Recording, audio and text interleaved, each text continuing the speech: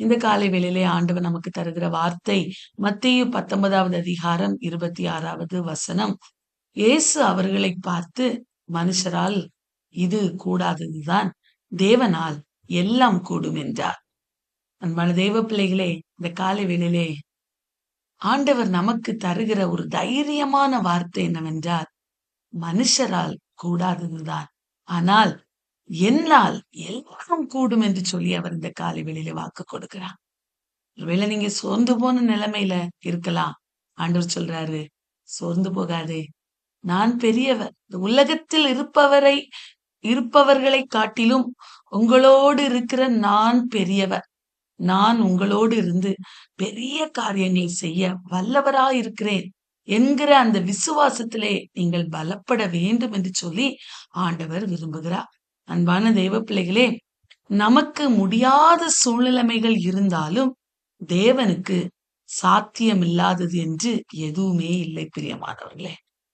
அதை நாம் விசுவாசிக்க வேண்டும். சூழ்நிலைமைகள் ஒருவேளை முரண்பாடாக இருக்கலாம். சூழ்நிலைமைகளை பார்க்கும்போது இது எப்படி நடக்கும், எப்படி ஆகும் என்கிற பல கேள்விக்குறிகள் நம்முடைய வாழ்விலே உண்டாகலாம்.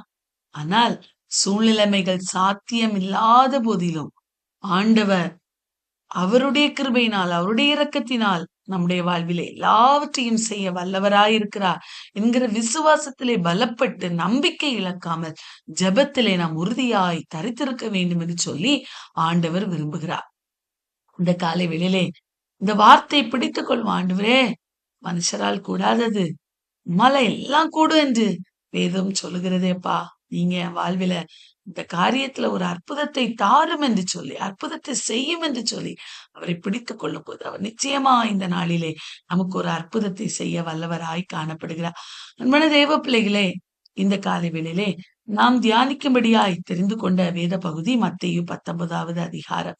மத்தேயு 19வது அதிகாரத்திலே 3 காரியங்களை குறித்து ஆண்டவர் இயேசு கிறிஸ்து சொல்லி இருக்கிறதை பார்க்கிறோம். அந்த 3 காரியங்களையும் இந்த காலை வேளையிலே நாம் தியானிக்க போகிறோம். முதலாவதாக,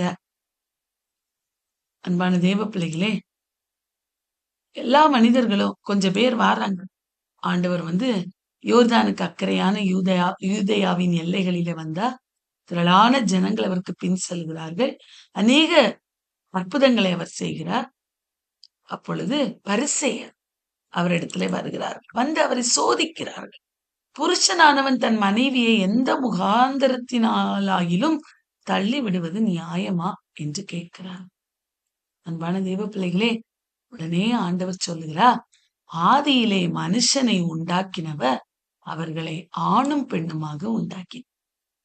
ஆண்டவருக்கு தெரியாதா? வெறும் ஆதாமை மாத்திரம் வைத்து இந்த உலக வாழ்விலே அவனை விட்டுவிடலாம் என்று ஆண்டவருக்கு தெரியாதா என்ன? அவன் தனிமையாயிருக்கிறது நல்லதல்ல என்றுதானே அவனுக்கு ஒரு ஏற்ற துணையை ஆண்டவர் உண்டாக்கினார். பிரியமானவர்களே, ஆகவே ஆண்டவர் சொல்றாரு, நான் மனிதர்களை நான் ஆதியில மனுஷனை உண்டாக்கின போது ஆணும் பெண்ணுமாக உண்டாக்கினேன் சொல்லிட்டு சொல்ற, புருஷனானவன் தன் தகப்பனையும் தாயையும் விட்டு தன் மனைவியோடு சேர்ந்திருப்பான், அவர்கள் இருவரும் ஒரே மாம்சமாயிருப்பார்கள். அன்பான தேவ பிள்ளைகளே, 2 பேரும் ஒரே மாம்சமாயிருப்பார்களாம். அப்ப அவங்களுக்குள்ளால எந்த ஒளிவும் மறைவும் கிடையாது. 2 பேரும் ஒரே சரீரம். இப்படி பாவித்து நடக்கிற பிள்ளைகளாய் நம் கிறிஸ்தவ பிள்ளைகள் காணப்படும். திருமண அந்த வாழ்வு, அந்த பந்தம், அது ஒரு மேலான ஒரு பந்தம். கிறிஸ்தவ உலகத்திலே இயேசு கிறிஸ்து அதை திட்டமும் தெளிவுமாய் பழைய ஏற்பாட்டு காலத்திலே ஆதியாகமத்திலும் இதே வசனத்தை நம்ம வாசிக்கிறோம். அதை எடுத்து காண்பிக்கிறார் இயேசு கிறிஸ்து மத்தேயுவில். புதிய ஏற்பாட்டு காலத்துல அவர்கள் இருவரும் ஒரே மாம்சமாயிருப்பார்கள். அடுத்து அதை நீங்க வாசிக்கவில்லையா? இப்படி எல்லாம் நாங்க சொல்லியிருக்கோம் அல்லவா? எப்படி அந்த பந்தத்தை நீங்கள் முறித்து போட முடியும் என்று சொல்லி ஆண்டவர் கேட்கிறார். இப்படி இருக்கிறபடியால் அவர்கள் இருவராய் இராமல் ஒரே மாம்சமாயிருக்கிறார்கள். அன்பான தேவ பிள்ளைகளே, நம்முடைய குடும்ப வாழ்விலே இப்படிப்பட்ட பந்தம் இருக்கிறதா? ஒரே மாம்சமா இருக்கிறோமா?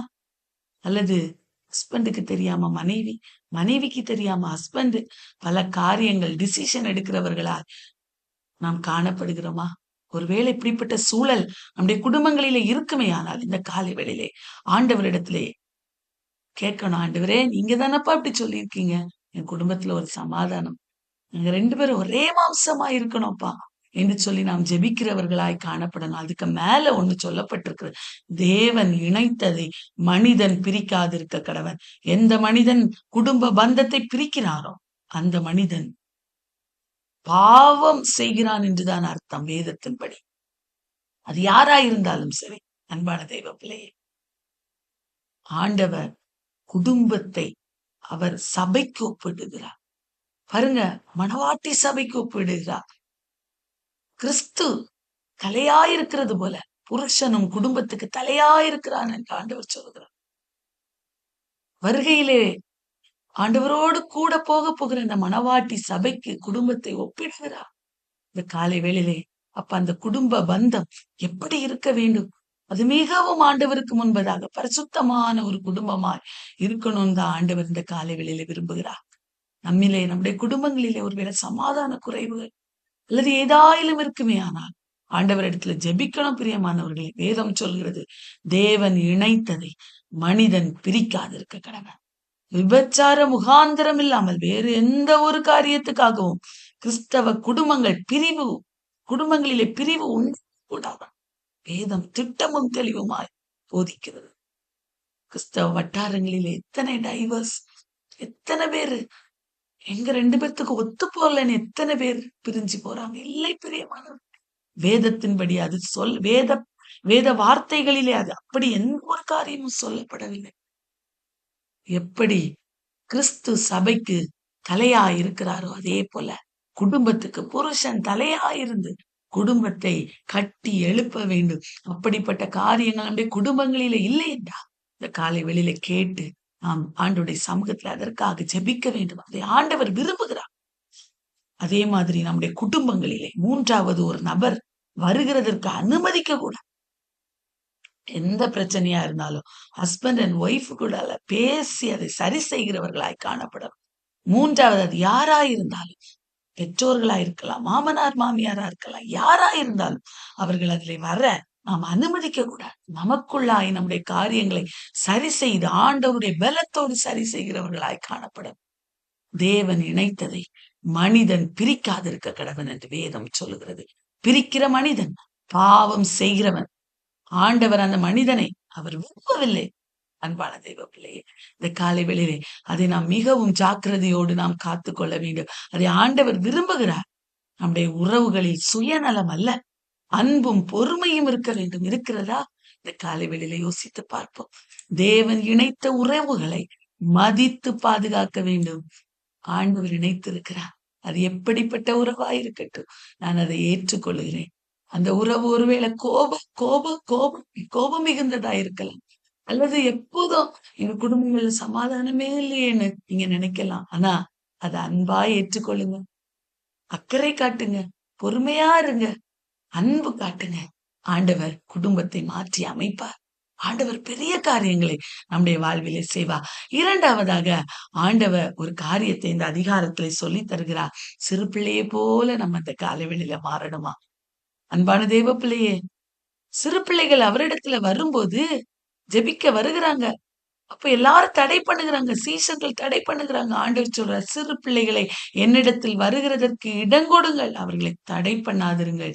தேவனுடைய ராஜ்யம் அப்படிப்பட்டவர்களுடையது என்று ஆண்டவர் சொல்லுகிறதை பார்க்கிறோம்.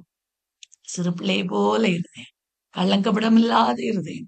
நான் ஒருத்தங்கிட்ட சண்டை போட்டுச்சு திருப்பி பார்க்கும்போது நம்முடைய இருதயத்துல வைராக்கியம் காணப்படாது. சின்ன பிள்ளைங்களுக்கு அப்படி இல்லை, மறந்துடுவாங்க, எளிதாய் மறந்துடுவாங்க. அப்படிப்பட்ட ஒரு ஒரு ஒரு இருதயம் இந்த காலை வேளையிலே நமக்கு வேண்டும். அப்படி சிறு பிள்ளைகளாய் நாம் மாற வேண்டும் என்று சொல்லி ஆண்டவர் விரும்புகிறார். அப்பதான் பரலோக ராஜ்யத்துல நம்ம பிரவேசிக்க முடியுமா? தேவனிடத்துல வரும்போது அறிவு அல்லது பெருமை தேவையில்லை. ஆண்டவர் அதை விரும்பல. எளிய நம்பிக்கை போதும். அவர் மேல வைத்திருக்கிற நம்பிக்கை, அந்த நம்பிக்கை மாத்திரம். அந்த சின்ன பிள்ளைகளே போல அந்த எளிய இருதயம் நமக்கு இருந்தனா ஆண்டவர் நமக்கு அந்த பரலோக ராஜ்யத்தின் நிச்சயத்தை அவர் கட்டளையிடுகிறார். 3வதாக பாருங்க, ஒரு மனிதன் ஆண்டவரை பார்த்து சொல்லுகிறார், நல்ல போதகரே, ஒருவன் வந்து ஆண்டவரிடத்துல கேட்கிறான், நல்ல போதகரே, நித்திய ஜீவனை நான் அடைகிறதற்கு நான் எந்த நன்மையை செய்யணும் அப்படின்னு சொல்லி கேட்கிறார். உடனே ஆண்டவர் சொல்ற, நீ என்னை நல்லவன் என்று சொல்வானே, தேவன் ஒருவர் தவிர நல்லவன் ஒருவனுமே இல்லை.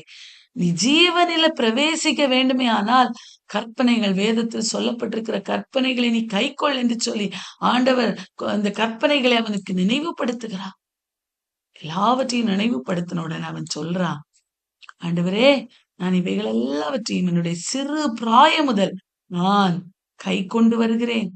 இன்னும் என்னிடத்துல என்ன குறைவு இருக்கிறது ஆண்டவரே என்று கேட்கிறார். அப்பொழுது இயேசு சொல்கிறார், நீ பூரண சற்குணராய் இருக்க விரும்புகிறாயா? ரொம்ப ஃபுல் பியூரிட்டி, ஃபுல்லா நான் ஆண்டவருக்காக நிற்கணும்னு விரும்புகிறாயா? போய் உனக்கு உண்டான எல்லாவற்றையும் விற்று தரித்திரருக்கு கொடு. அப்பொழுது பரலோக ராஜ்யத்துல உனக்கு பொக்கிஷம் மிகுந்திருக்கும் என்று சொல்லி, அதற்கு பின்பு நீ என்னை பின்பற்றி வா என்று ஆண்டவர் சொல்லுகிறார். இயேசு சொல்லுகிறார். உடனே அந்த வாலிபன் ஆஸ்தி மிகுந்தவனாயிருந்தபடியினாலே துக்கமடைந்தவனாய் போய்விட்டான். ஆண்டவருக்காக, தரித்திரர்களுக்காக ஆஸ்தியை செலவழிக்க மனதில்லாமல் அவன் போய்விட்டான். உடனே ஆண்டவர் சொல்லுகிறார், ஐஸ்வர்யவான்கள் பரலோக ராஜ்யத்துக்கு பரலோக ராஜ்யத்துல பிரவேசிப்பது மிகவும் அது கஷ்டமான ஒரு காரியம் என்று ஆண்டவர் சொல்லுகிறார். அது எப்படிப்பட்டதென்றா, ஊசியின் காதிலே ஒட்டகம் எப்படி நுழைய கஷ்டப்படுமோ அதே போல ஐஸ்வர்யவான்கள் பரலோக ராஜ்யத்திலே வருகிறது மிகவும் கஷ்டம். ஏன்னா அவங்க இந்த உலகத்தின் ஐஸ்வர்யம், மேன்மை, அதிலே அவர்கள் மூழ்கி போய் விடுவார்கள். அவர்களால் என்னை தேட முடியாது என்று சொல்லி இயேசு சொல்லுகிறார். அப்பொழுது அவர்கள் எல்லாரும் ஆச்சரியப்பட்டு கேட்கிறாங்க, அப்படின்னா யார் ஆண்டவரை ரட்சிக்கப்படக்கூடும் என்று ஆண்டவர் சொல்லுகிறார். மனுஷரால் கூடாததுதான், ஆனா தேவனால் எல்லாம் கூடும். ஒருவேளை ஐஸ்வர்யவானா இருந்தாலும் ஆண்டவருக்காக நிற்கிற பிள்ளைகளை ஆண்டவர் எடுத்து பயன்படுத்த அவர் உண்மையுள்ள தெய்வமாய் காணப்படுகிறார். எல்லா ஆண்டவர் நினைத்தால் எந்த மனிதனையும் அவர் பிரகாசிப்பிக்க வைக்க முடியும். எந்த மனிதனையும் பரலோக ராஜ்யத்துக்கு தகுதிப்படுத்த முடியும் என்று ஆண்டவர் அந்த வார்த்தையை சொல்லுகிறார். நம்முடைய வாழ்க்கையிலே தேவனை விட முக்கியமானது ஏதாயிலும் இருக்கிறதா?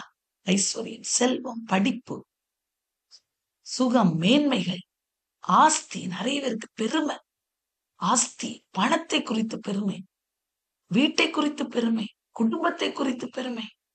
அன்பான தேவ பிள்ளையே, ஆண்டவரை விட முக்கியமானதா இவைகள் எல்லாம் யோசித்து பார்க்கணும். தேவனை முதலில் வைத்தால் உண்மையான சந்தோஷம் கிடைக்கும். முதலாவது அவரை தேடும் போது, அவருக்காக எல்லாவற்றையும் செய்ய நம்மை ஒப்பு கொடுக்கும் போது ஆண்டவர் நிச்சயமாய் பெரிய காரியங்களை செய்வார். 3 காரியங்களை நாம் இந்த நாளிலே தியானித்தோம். நம்முடைய குடும்ப உறவுகளிலே மிகவும் ஜாக்கிரதையா இருக்கணும். குடும்ப வாழ்விலே ஹஸ்பண்ட் அண்ட் ஒய்ஃப் ரிலேஷன்ஷிப்ல ரொம்ப கவனம் உள்ளவர்களா இருக்கணும். 3வது ஒரு பர்சன் நம்முடைய குடும்பத்திலே இன்வால்வ் ஆகுறதுக்கு நம்ம இடம் கொடுக்க கூடாது. ஆண்டவர் குடும்பத்தை மேன்மைப்படுத்துகிற அந்த குடும்பத்தை ஆண்டவர் அந்த குடும்பத்துல ஒருவேளை பிரச்சனைகள் இருக்குமே ஆனால் ஆண்டுடைய பாதத்துல சமர்ப்பணம் செய்து ஜெபிக்கணும். 2வது சிறு பிள்ளைகளை போல நம்முடைய இருதயத்தை ஆண்டுடைய சமத்துல ஒப்பு கொடுத்து ஜெபிக்கணும். கள்ளங்கபடமில்லாத இருதயத்தை தாருங்கப்பா என்று அவரிடத்துல கேட்போம். 3வது ஆண்டவரை விட செல்வங்கள், ஐஸ்வர்யங்கள் நமக்கு மேன்மையா இருக்கக்கூடாது. ஆண்டவரை நாம் முதலாவது தேடி அவருடைய சமூகத்திலிருந்து ஆசீர்வாதங்களை பெறுகிறவர்களாய் காணப்பட வேண்டும். அப்படி நாம் ஆண்டவருடைய சமூகத்தில் நம்முடைய இருதயத்தை ஒப்பு கொடுத்தோமே ஆனால் ஆண்டவர் நம்முடைய வாழ்விலே பெரிய காரியங்களை செய்வார். கூடாமல் இந்த உலகத்துல எது முடியாது என்று நினைக்கிறோமோ அதை நம்முடைய வாழ்விலே சாத்தியமாக்கத்தக்கதான அற்புதங்களை அவர் செய்வார். மனுஷரால் கூடாதது தேவனால் எல்லாம் கூடும். அவர் நிச்சயமா நம்முடைய வாழ்விலே பெரிய காரியங்களை செய்து நம்மை வழி நடத்துவார். நம்ம எல்லாருக்கும்